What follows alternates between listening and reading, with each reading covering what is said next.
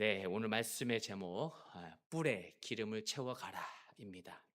우리가 지금 사무엘상 15장까지 말씀을 쭉 살펴봤을 때 앞에서 이제 뭐 사무엘이 이제 어, 음, 제사장이 되고 그 다음에 소명을 받게 되고 그리고 이후에 사울에게 기름을 붓고 이런 모든 과정을 살펴보면서 아, 이제 사무엘상 9장부터 15장까지는 우리가 이제 사무엘의 그러한 히스토리 가운데 있었다라고 살펴보았습니다. 그래서 15장까지 13장부터 15장까지 사울이 하나님께 버림받은 그러한 내용이지 않습니까?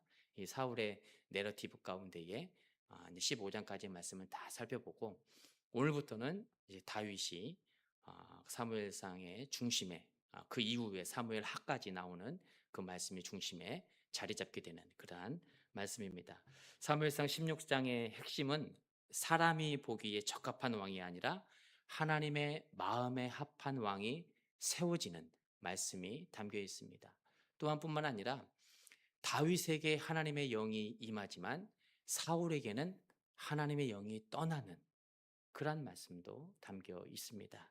이러한 16장의 말씀을 통해서 뿔에 기름을 채워 가라라는 하나님의 명령이 무엇을 의미하고 있는지 우리가 구체적으로 살펴보고자 합니다.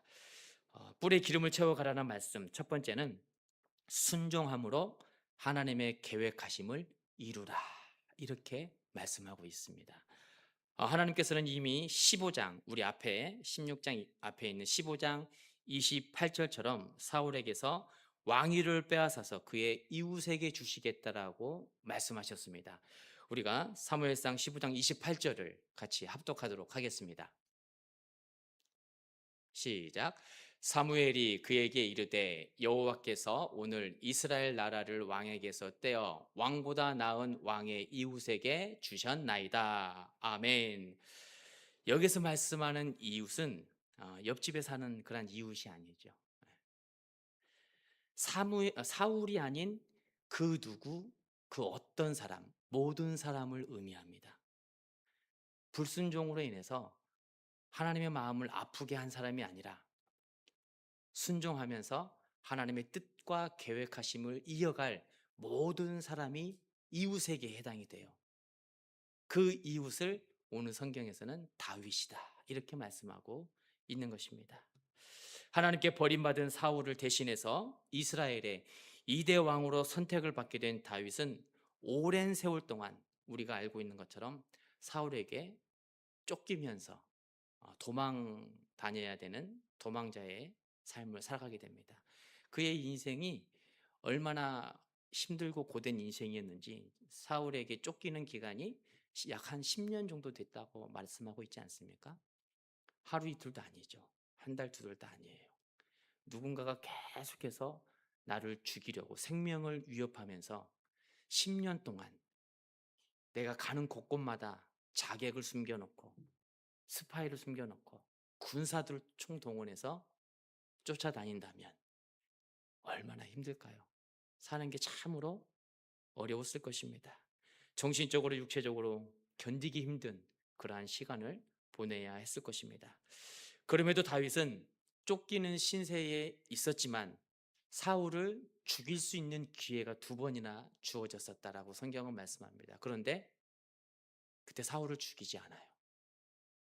죽이지 않는 이유, 하나님께서 세운 자이기 때문이다라고 고백합니다.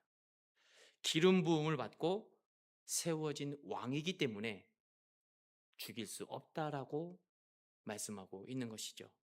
이는 하나님의 주권을 절대적으로 인정하고 있는 신앙의 표현이고 믿음의 태도인 것입니다. 이것을 우리가 신앙의 태도와 믿음의 시각으로 바라보지 아니하면 우리는 감정대로 행할 수밖에 없어요.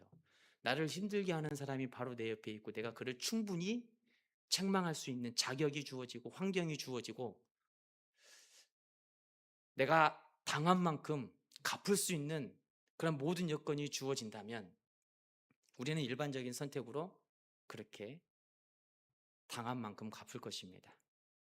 그러나 하나님 중심성, 말씀 중심으로 믿음으로 잘 세워져 있는 신앙은 내가 판단하고 내가 심판하는 것이 아니라 하나님께 맡긴다는 거예요.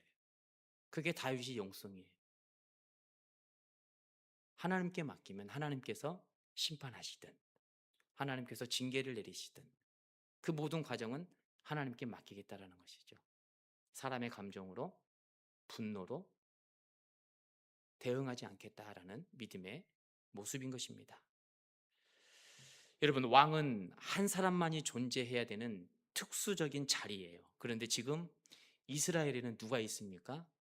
사울이 아직까지 버섯이 있어요. 사울이 살아 있음에도 다윗에게 기름을 부어 왕으로 삼으시고자 했던 것입니다. 한 나라에 두 명의 왕이 있는 거예요. 사울로서는 이러한 상황이 이해되지 못했을 뿐더러 다윗을 눈에 가시로 주목하면서 시기하고 미워하지 않습니까? 다윗의 모습을 한번 보겠습니다. 다윗이 이스라엘의 2대 왕이 된다는 사실은 사울과 비슷한 맥락에서 출발하고 있다는 것을 성경을 통해서 알 수가 있습니다. 다윗도 보면 보잘것없는 목동이에요. 소년 다윗이었다라고 성경은 말씀하고 있습니다. 또한 음악가였습니다. 찬양하는 것을 굉장히 좋아했던, 비파와 수금을 즐겨 탔던 그러한 사람이 다윗이에요. 그리고 골리앗과 싸우기 전에는 이름이 알려져 있지 않는, 존재감조차도 없는, 그래서 오늘 우리가 말씀을 읽었듯이 사무엘이 와서 하나님의 말씀대로 기름을 부어서 한 사람 한 사람 앞을 지나가는데 7사람을 다 지나갔는데도 거기에 다윗이 없어요. 다윗은 그만큼 형제들 가운데에 존재감이 없을 정도로 그저 자기에게 맡겨준 사명, 책임을 늘 성실하게 묵묵히 충실하게 감당했던 그런 사람입니다. 다윗의 형제들 가운데에서도 가문에서도 다윗은 존재감이 없는 그런 사람이었다라는 것이죠. 강조하는 내용이 조금 다르기는 하지만 다윗도 사울처럼 세 가지의 방법으로 우리에게 소개가 되고 있었습니다. 사울에게는 비밀스러운 기름 부음이 있었고 공개적인 왕권 확립이 있었고 또 사울도 암몬과 싸우면서 대승을 거둔 군사적 승리를 거두었던 일도 있었습니다. 그러나 방금 말씀드린 다윗의 삼중적 소개는 한 가지 중심 주제를 담고 있습니다. 바로 목자예요. 11절과 19절의 말씀처럼 양을 지키는 다윗, 목자라는 것을 성경은 다시 한번 우리에게 강조하고 있습니다. 11절 말씀, 19절 말씀 우리가 같이 봉독합니다. 시작. 또 사무엘이 이새에게 이르되 내 아들들이 다 여기 있느냐? 이새가 이르되 아직 막내가 남았는데 그는 양을 지키나이다. 사무엘이 이새에게 이르되 사람을 보내어 그를 데려오라. 그가 여기 오기까지는 우리가 식사 자리에 앉지 아니하겠노라. 사울이 이에 전령들을 이새에게 보내어 이르되 양치는 내 아들 다윗을 내게로 보내라 하매. 아멘. 여러분, 다윗은 이처럼 양을 치는 목동이었습니다. 양을 칠 때 맹수가 나타나면 가지고 있는 지팡이로 맹수들을 물리쳐야 돼요. 가지고 있던 돌판매로 맹수들과 싸워야 됩니다. 다른 장군, 다른 장수들 같은 경우에는 함께 따르는 군사들이 있지 않습니까? 그들과 함께 전쟁을 치르고 그들과 함께 싸우기 때문에 보호할 수 있는 군인들이 있는 거예요. 그런데 다윗은 혼자입니다. 도와줄 수 있는 사람이 없어요. 맹수와 싸우다가 죽을 수도 있는 상황입니다. 목자가 죽게 되면 양들도 다 죽어요. 맹수에게 다 잡아먹혀요. 그런 상황에 놓여져 있다라는 것이죠. 이러한 사울과 다윗의 모습을 통해 우리가 기억할 것은 사울도 리더의 자리에 세워지고 다윗도 리더의 자리에 세워지는데 리더십의 변화에 대해서 우리는 이 시대를 살아가면서 주목하고 기억을 해야 할 것입니다. 사울의 리더십과 다윗의 리더십, 상황마다 조금 다르겠지만은 이 시대에 필요한 리더십은 여러분 어떤 리더십이 더 필요한 시대일까요? 사울은 문제 해결 능력이 굉장히 탁월합니다. 카리스마적이죠. 그래? 가만히 있어봐. 내가 가서 해결해 줄게. 다윗은 그렇지 않아요. 희생과 섬김의 아이콘이죠. 이 시대에 있어서 진정한 리더십을 찾고 성경이 말씀하고 있는 리더십을 추구해야 될 우리 성도들의 모습은 사울과 같은 강력한 카리스마적인 리더십, 이 리더십이 아니라 예수님처럼 이 땅에 오셔서 섬김으로 이 땅에 오셔서 희생하시고 사랑하시고 끝까지 본을 보이셨던 그 리더십, 다윗이 가지고 있는 그 리더십을 성경에서는 우리에게 추구할 것을 말씀하고 있다는 거예요. 이 시대를 살아가는 리더십들도 보시기 바랍니다. 카리스마가 강력한 리더십은 1인 체제의 기업은 다 무너져요. 그 한 사람이 무너지면 기업이 다 무너지기 때문에 1인 체제의 리더십은 굉장히 위험하고 리스크가 큽니다. 그러나 희생과 섬김으로 살아가는 세워지는 그 리더십은 공동체성이 굉장히 강해요. 리더십이 잠깐 자리를 비워도 공동체가 무너지지 않아요. 흔들리지 않습니다. 여러분, 사울이 사무엘에게서 처음 소개되었을 때 보잘것없는 소박한 소년이었던 것처럼 다윗도 마찬가지예요. 무명의 소년, 목동이었습니다. 그러나 그들의 끝은 완전히 대조를 이루고 있어요. 사울이 백성들에게 왕으로 인정받기까지는 굉장한 시간이 걸리지 않습니까? 불량배들이 다 인정하기까지, 반대 세력이 인정하기까지 굉장히 시간이 오래 걸립니다. 그 반대 세력이 인정했음에도 불구하고 사울의 왕권이 자리를 잡지 못해요. 그러나 다윗은 그렇지 않아요. 다윗이 세워지고 난 뒤에 바로 왕권이 자리 잡고 다윗의 가문이 왕권의 자리를 잡게 되는 걸 볼 수 있습니다. 비록 다윗이 이스라엘의 이대 왕으로 즉위하는 것은 사무엘하 2장에 가서 이루어지지만 실질적으로 사무엘서의 역사에 지금부터 16장부터 다윗이 드러나고 있다는 것입니다. 어떻게 이런 일이 가능할까요?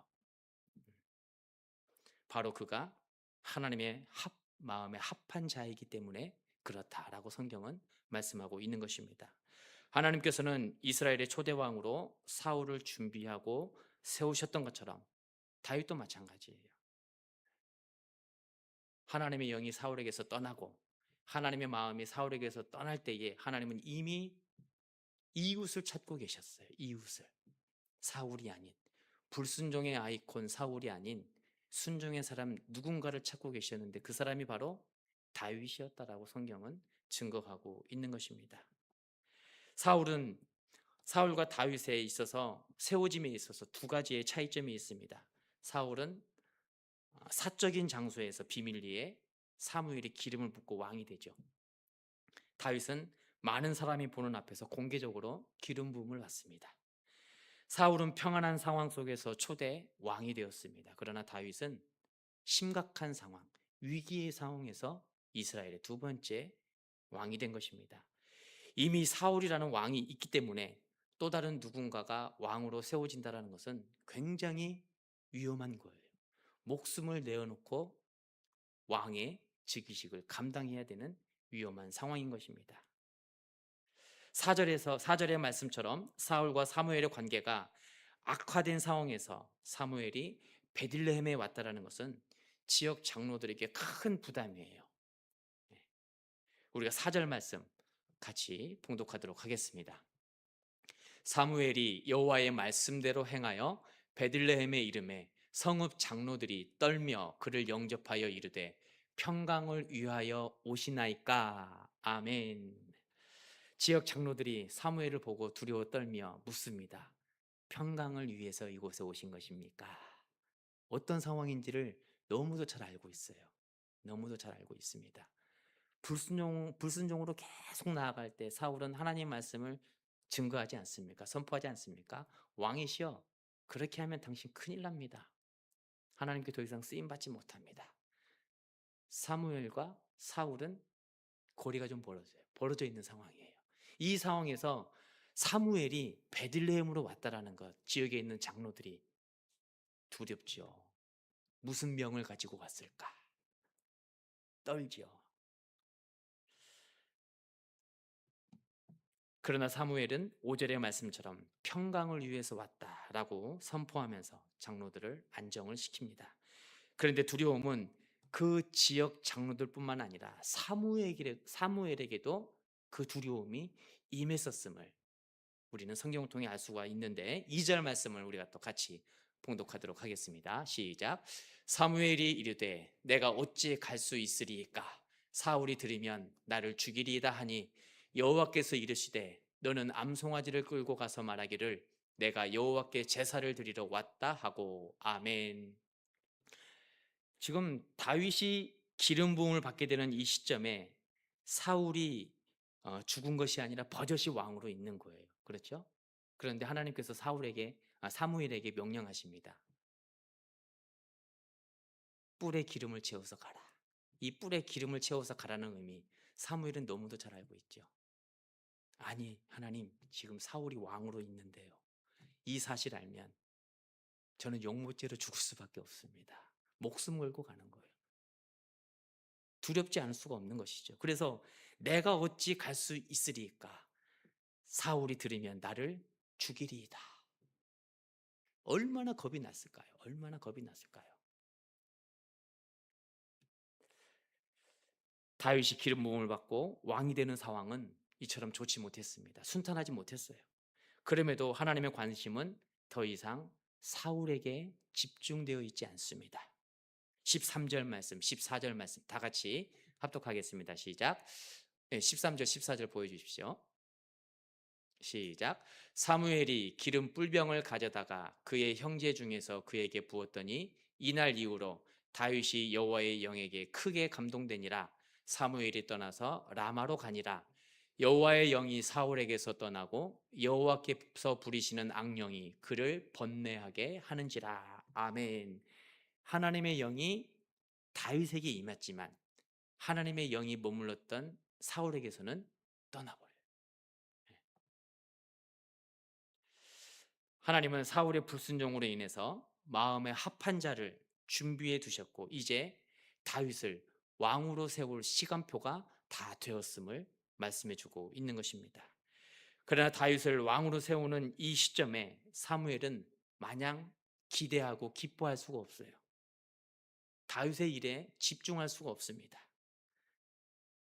우리가 말씀을 통해서 또 읽어보겠지만은 사울을 위해서 사무엘은 끝까지 중보 기도를 하고 있어요. 아직 하나님의 심판이 임하지 않았기 때문에 하나님 사울을 살려주십시오. 우리가 1절 말씀을 같이 합독하겠습니다. 시작. 여호와께서 사무엘에게 이르시되 내가 이미 사울을 버려 이스라엘 왕이 되지 못하게 하였거늘 내가 그를 위하여 언제까지 슬퍼하겠느냐? 너는 뿔에 기름을 채워 가지고 가라. 내가 너를 베들레헴 사람 이새에게로 보내리니 이는 내가 그의 아들 중에서 한 왕을 보았느니라 하시는지라. 아멘. 사무엘은 이처럼 사울이 다시 정신을 차리고 하나님의 사람으로 거듭나도록 포기하지 않고 중보 기도를 합니다. 그런데 하나님께서는 그만하래요. 기도하는 것도 슬퍼하는 것도 그만하라 말씀하십니다. 네가 그를 위하여 언제까지 슬퍼하겠느냐? 하나님이 이미 사울에게서 떠났다라는 것이죠. 아무리 기도를 해도 더 이상 하나님의 마음을 되돌릴 수가 없다라는 거예요. 그 이유가 무엇입니까? 불순종 때문에. 그렇게 하나님께서는 사무엘을 향해 그만 기도하고 그만 슬퍼할 것을 명령하십니다. 우리는 이와 같은 사무엘과 사울과의 상황을 통해서 신앙생활하면서 기억해야 될 것 두 가지가 있어요. 하나는 사무엘처럼 사울을 위해 중보기도할 때는 하나님께서 그만하라 말씀하실 때까지 중보기도하는 것이 우리 성도의 먼저 믿은 예수를 먼저 알고 있는 우리의 몫이라는 거예요. 이게 바로 복음의 빚진 자들의 갖춰야 될 책임과 의무입니다. 누군가를 위해 중보하며 기도할 때 끝까지 기도하는 거예요. 하다가 중간에 내 형편이 기도하기 힘든 형편이 됐다고 해서 중간에 멈추는 것이 아니라 끝까지 하나님께서 이제 됐다, 그만해도 된다 말씀하실 때까지 애통해함으로 기도하는 것입니다. 그리고 또 다른 한 가지는 하나님의 계획하시면은 멈춤이 없다라는 것을 말씀하고 있어요. 사무엘을 향해서 네가 그를 위하여 언제까지 슬퍼하겠느냐. 그리고 이어서 말씀하시죠. 너는 뿔에 기름을 가지고 가라. 사울 왕권이 끝났다. 그렇지만 나의 계획은 거기에서 멈추는 것이 아니라 다윗에게로 이어질 것이다 라는 것을 말씀하고 있는 거예요. 사울의 불순종으로 인해서 하나님의 계획하심이 멈춘 것이 아니라 이웃으로 다윗에게로 향하고 있다는 것을 말씀하고 있는 것입니다. 이는 참으로 우리가 신앙생활하면서 놓치지 말아야 할 아주 중요한 영적 메시지입니다. 수많은 교회와 성도들이 하나님의 나라를 위해서, 영혼 구원을 위해서 협력하며 사역을 하지요. 교회를 건강하게 세우고 성도를 사랑함에 있어서 합력하여 선을 이룹니다. 그런데 모두가 다 동역자가 되지 않고 모두가 다 협력자가 될 수 없어요. 신앙생활하는 수많은 교회들, 수많은 성도들의 모습을 한번 보시기 바랍니다. 교회에 성도의 수가 많으나 작으나 함께 일하는 동역자는 전 교인이 아니에요. 모두가 다 동역자가 되지 못하고 협력자가 되지 않습니다. 결정적인 상황에서 사울이 회개를 하고 불순종의 발걸음을 다시 순종으로 옮겨야 되는 그 상황에서 사울은 불순종과 이웃과 핑계를 댑니다. 그리고 말씀에 따르지 않아요. 저는 시간이 안 돼서 못합니다. 능력이 없습니다. 저는 부족합니다. 불순종의 모습으로 신앙생활을 계속 걸어간다면 하나님께서는 다른 누군가의 이웃을 찾게 될 것입니다. 순종할 사람을 찾게 된다는 거예요. 하나님께서 다른 누군가를 세워 당신의 뜻하심과 섭리하심과 계획하심을 이어가는 것입니다. 하나님의 마음이 떠나고 여호와의 영이 떠나면 더 이상 쓰임받지 못하는 거예요. 이후에 사무엘이 아무리 사울을 위해서 중보기도해도 내 마음이 그에게서 떠났으니 더 이상 기도하지 마라. 슬퍼하지도 마라. 이렇게 명령하시잖아요. 우리도 마찬가지입니다. 우리 개인도 가정도 교회도 마찬가지예요. 하나님의 나라는 언제고 멈춤이 없이 계속 확장되어져 가고 있습니다. 그 중에서 쓰임받는 사람이 있는가 하면 쓰임받지 못한 사람이 있고, 쓰임받는 교회가 있는가 하면 쓰임받지 못한 교회가 있다라는 거예요. 2000년 전이나 오늘을 살아가는 21세기나 여전히 변함없이 하나님의 나라는 계속 확장되어 가고 있습니다. 그렇다면 여러분, 합력하여 선을 이루어야 하는 이 중요한 시점에 우리의 신앙은 어디에 와 있습니까? 우리 미랄교회는 어느 시점에 세워져 있습니까? 우리가 불순종의 모습을 하게 된다면 하나님의 마음은 다른 곳으로 향할 수밖에 없어요. 다른 성도를 찾을 수밖에 없고 다른 다윗을 찾을 수밖에 없습니다. 다른 교회를 찾을 수밖에 없어요. 일할 수 있는 순종의 사람, 누군가는 반드시 있기 때문에 그분을 들어 사용하신다라는 것입니다. 여러분, 하나님께서는 많은 열매를 원하시거나 성경을 통해서 우리에게 늘 말씀하시지만 큰 사역을 원하시지 않아요. 주어진 달란트만큼, 은사만큼 성품대로 충성하며 살아가면 그게 바로 우리의 사명이 되는 거예요.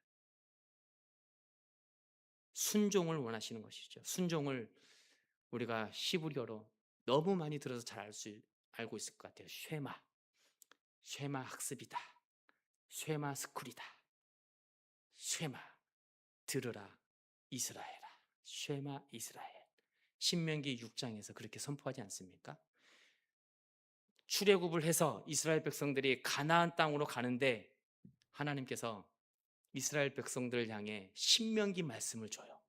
신명기 말씀은 이스라엘 백성들이 가나안 땅에서 어떻게 살아가야 되는지 기준이 되는 말씀이에요. 여러분, 가나안 땅은 이방 문화가 가득한 곳이에요. 이방 민족이 가득한 곳이고 우상이 가득한 곳이에요. 그곳에 하나님께서 말씀하시는 말씀 중심의 신앙, 유일 신앙을 잃어버린다면 이방 문화에 흡수되어서 하나님을 떠날 수밖에 없습니다. 그래서 하나님께서는 이스라엘 백성들에게 광야를 가는 그 시점 가운데에 너희들이 가나안에 도착하거든 내 말을 꼭 기억하거라. 쉐마 이스라엘 이렇게 부르면서 그들에게 들으라 말씀하십니다. 이스라엘아 들으라. 우리 하나님 여호와는 오직 유일한 여호와시니 너는 마음을 다하고 뜻을 다하고 힘을 다하여 주 너의 하나님을 사랑하라. 이게 하나님께서 주신 명령입니다. 명령.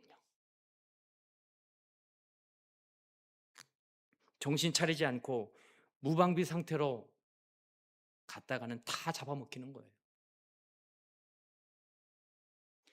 여러분, 하나님께서는 지금도 일하심을 멈추지 않습니다.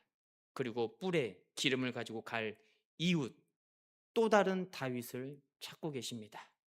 그 한 사람, 그 한 교회를 찾고 계십니다.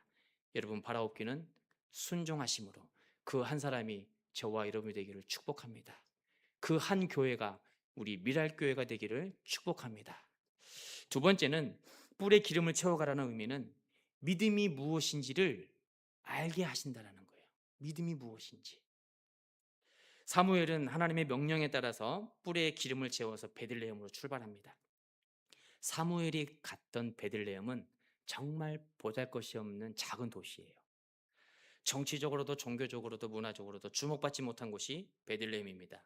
사울의 통치 영역에서 벗어나 있는 곳이 베들레헴이고 사무엘이 자주 찾아다녔던 라마나 베델이나 미스바에서 벗어나 있는 외딴 곳, 그곳이 바로 베들레헴이에요. 그렇지만 3절의 말씀처럼 하나님께서는 목동으로 살아가던 다윗에게 기름을 붓기 위해 사무엘을 베들레헴으로 보내십니다. 3절의 말씀을 통해 믿음의 본질을 발견할 수가 있는데 3절 말씀 우리가 같이 합독하도록 하겠습니다. 시작. 이새를 제사에 청하라. 내가 내게 행할 일을 가르치리니 내가 내게 알게 하는 자에게 나를 위하여 기름을 부을지니라. 아멘. 사무엘은 아무것도 모른 채 하나님의 말씀대로 명령대로 순종하여서 베들레헴으로 갔습니다. 그것도 그냥 마실 가듯이 여행 가듯이 기분 좋은 상태로 기대하는 모습으로 간 게 아니에요. 목숨을 내놓고 간 거예요. 우리가 아까 살펴봤잖아요. 다윗이 왕이 되려고 하는 이 시점에는 사울이 이미 왕으로 있는 그 시점입니다. 잘못했다가는 영모죄로 다 죽어요. 가족이면 뭐면 사무엘도 마찬가지. 피할 수가 없죠. 다 죽게 되는 겁니다. 얼마나 두려움이 컸을까요? 그럼에도 그 두려움이 있었지만 말씀이 주어질 때 하나님께서 왜 보내셨는지 알기 때문에 순종해서 가는 거예요. 하나님께서 보내신 이유를 미리 알고 간 것이 아니라 가서 보니 이곳에 하나님께서 또 다른 누군가에게 기름을 붓도록 명하신 것이구나라는 것을 알게 됐다라는 거예요. 이것이 바로 믿음이다라고 성경은 증거하고 있습니다. 6절부터 보면 모여있는 이새의 아들 한 명 한 명을 지나가게 됩니다. 11절의 말씀 우리가 함께 봉독하도록 하겠습니다. 11절입니다. 시작. 또 사무엘이 이새에게 이르되 내 아들들이 다 여기 있느냐? 이새가 이르되 아직 막내가 남았는데 그는 양을 지키나이다. 사무엘이 이새에게 이르되 사람을 보내어 그를 데려오라. 그가 여기 오기까지는 우리가 식사 자리에 앉지 아니하겠노라. 아멘. 큰아들부터 한 명 한 명 사무엘이 그 앞을 지나갑니다. 기름을 가득 채운 뿔을 가지고 앞을 지나가는데 하나님의 사인이 오지를 않아요. 이 사람도 아닌가 보다. 둘째도 아닌가 보구나. 이 사람도 아닌가 보구나. 다 지나갔는데 사람이 없는데 그래도 하나님께서 사인을 주시지 않으니까 이새에게 물어봅니다. 아들이 또 누가 있습니까? 양을 치는 목동 한 명 저 밖에서 있는데 다윗이라는 아들이 있습니다. 어서 빨리 데려오십시오. 다윗을 데리고 오자 그때서야 하나님의 사인이 주어집니다. 지금 그가 바로 기름 부음 받을 자이니라 말씀하시면서 기름을 붓게 되죠. 여러분, 사무엘의 이 모습이 바로 믿음의 모습인 거예요. 믿음은 보고 가는 것이 아니라 가면서 보는 거예요. 믿음은 알고 가는 것이 아니라 가면서 깨닫게 되는 것이 믿음이다라고 성경은 증거하고 있습니다. 히브리에서 증거하고 있는 믿음의 수많은 영웅들, 우리는 너무도 잘 알고 있습니다. 믿음장이라는 별명을 가지고 있는 히브리서 11장, 그 11장 8절에서 보면 아브라함의 믿음 있는 모습을 이렇게 증거하죠. 갈 바를 알지 못하고 나아갔다. 본토 친척 아비집을 떠나라 말씀하셨을 때에 아브라함은 그 목적지가 어딘지 갈 바를 알지 못하고 떠났다. 이와 동일한 말씀이 적혀 있는 창세기 12장 4절에서는 이에 아브라함이 여호와의 말씀을 따라갔다. 이렇게 증거하고 있어요. 어디로 가라 명확하게 듣지 못했지만 발걸음을 옮긴 것입니다. 이것이 바로 믿음이다라고 성경은 증거하고 있어요. 창세기 6장에 나오는 노아도 보시기 바랍니다. 노아를 향해 하나님께서는 방주를 만들 것을 명령하십니다. 대홍수가 임할 것이라는 예고를 받고 그 말씀만을 의지한 채 방주를 만들어요. 수많은 사람들이 비웃습니다. 뭐 하는 거냐 지금? 비웃어요. 말도 안 되는 일을 한다고 해요. 그가 방주를 만든 기간, 일평생을 거쳐서 만들지 않습니까? 얼마만큼의 시간을 거쳐서 만들었는지 120년이 걸렸다라고 성경은 증거하고 있어요. 120년 동안 내가 지금 뭐 하고 있는 거야? 이 생각 안 했을까요? 네. 아무런 증거가 보이질 않아요. 대홍수가 임한다고 하는데 1년이 지나고 10년이 지나고 50년이 지나도 홍수는 전혀 징조도 보이지 않고 오히려 주변에 있는 사람들은 계속 뭐라고 합니다. 왜 엉뚱한 짓 하냐고, 시간 낭비하냐고. 그러나 노아는 조금도 흔들리지 않아요. 아브라함도 조금도 흔들리지 않습니다. 그 이유가 무엇일까요? 그 이유를 성경에서는 아주 분명하게 말씀합니다. 창세기 6장 12절 상반절에 하나님이 보신즉 땅이 부패하였으니, 아브라함을 향해서는 창세기 12장 1절 하반절에 내가 내게 보여줄 땅으로 가라. 두 가지 공통된 말씀을 우리는 발견할 수가 있습니다. 하나님이 보셨다. 여호와가 보셨다. 아브라함과 노아가 왜 알지도 못하고 본 적도 없는 그 모든 일들을 순종하면서 감당했을까요? 모든 상황과 형편을 보시고 아신 전지전능하신 하나님, 그 하나님이 나와 함께 하신다는 확신이 있기 때문에 내가 보지 않아도 하나님께서 보셔서 아시잖아. 하나님께서 알고 계시니 나는 그분의 말씀만 따라가면 되는 거야. 흔들리지 않아요. 누가 주변에서 왜 엉뚱하게 시간 낭비하느냐고 말려도 전혀 흔들리지 않습니다. 그 믿음이 있었기에 어떤 고난과 방해와 장애물이 있어도 흔들리지 않습니다. 여러분, 우리가 보고 간다면 그것은 신앙이 아니죠. 네. 믿음이 아니죠. 우리가 알고 간다면, 보고 간다면 믿음이 아닌 거예요. 인간의 이성으로 알 수 없고 세상의 논리와 그 어떤 방법으로도 증명할 수 없지만 하나님의 말씀이 선포되고 그 말씀이 약속이기 때문에 이루어질 줄 알고 나아가는 것, 그것이 바로 히브리서에서 강력하게 외치고 있는 믿음이다라고 성경은 증거하고 있습니다. 이러한 믿음의 모습을 향해 믿음은 바라는 것들의 실상이요 보이지 않는 것들의 증거이니 선진들이 이로써 증거를 얻었느니라. 우리는 여기까지 말씀을 너무도 잘 알고 있어요. 그런데 우리는 이어서 나오는 1절 히브리서 11장 1절 2절 말고 3절의 말씀을 왜 그렇게 고백했는지를 기억해야 됩니다. 우리가 같이 히브리서 11장 3절 말씀을 봉독하겠습니다. 시작. 믿음으로 모든 세계가 하나님의 말씀으로 지어진 줄을 우리가 아나니 보이는 것은 나타난 것으로 말미암아 된 것이 아니니라. 아주 그대로 말씀을 띄워주시기 바랍니다. 아주 명확하지 않습니까? 하나님의 창조의 작품들, 보이는 것이 전부가 아니래요. 말씀으로 이미 명령하셨기에 창조된 것이라고 말씀하고 있습니다. 날아다니는 나비들, 새들, 우리가 보아서 믿는 것이 아니라는 거예요. 하나님께서 이미 말씀으로 지으셨기 때문에 그것들이 실체가 되어서 우리에게 나타나게 된다는 것이죠. 여러분, 사무엘이 뿔에 기름을 채워가는 이 순종이야말로 하나님께서 원하시고 기뻐하시는 순종임을 우리는 기억해야 될 것입니다. 이 믿음의 모습이야말로 우리가 신앙생활하면서 일평생 잊지 말아야 될 믿음의 모습이라는 것을 우리는 기억해야 할 것입니다. 오늘 본문 성경은 저와 여러분을 향해 뿔에 기름을 채워가라고 명령하십니다. 하나님께서 쉐마 이스라엘, 쉐마 미랄교회야, 쉐마 주공아, 이렇게 부르십니다. 순종할 것을 말씀하고 있어요. 순종하라, 쉐마 말씀하실 때에 마음을 다하고 뜻을 다하고 힘을 다해서 순종하는 삶이 되시고, 무엇보다 하나님께서 모든 상황과 형편을 다 보시고 아시기 때문에 저희들에게 가라고 명령하신다라는 그 놀라운 진리의 말씀을 저희가 조금도 의심하지 않고 붙들고 가면서 믿음의 모습으로 하나님의 나라를 계속 이어가는 데에 쓰임받는 저와 여러분, 우리 미랄교회가 되기를 축복합니다. 이 시간 우리가 함께